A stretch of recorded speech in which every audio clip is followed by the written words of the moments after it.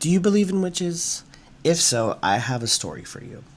So, growing up, my dad would always tell me about witches and witchcraft and kind of the tales from his pueblo in Guanajuato.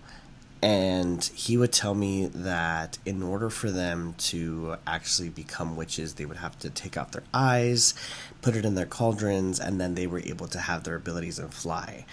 And a lot of his stories came from my grandfather, who actually claimed to have seen them on roofs, playing, jumping, flying, because he would be up really early to take his goats to the pastures where he would graze them, and then he would milk them for to sell the milk in the market.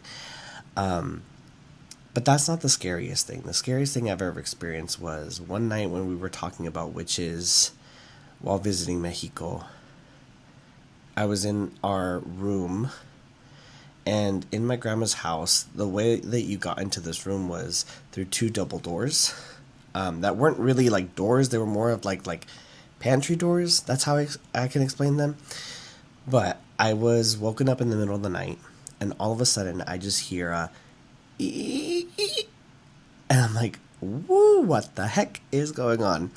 And then I look towards the door. I see that it's moving a little bit, and then it starts moving a lot more, and it goes, and then so I scream and I yell for my mom and my dad because I'm just like, what's going on? Oh my goodness. So, was it a witch? Was it a cat? Or was it my grandma? Because the next day she said it was my grandma. But then as I got older, my mom told me that they just told my grandma to say that so that way I wouldn't be scared.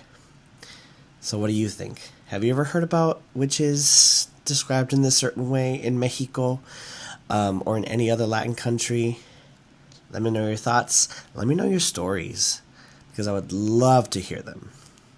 Until then, stay spooky.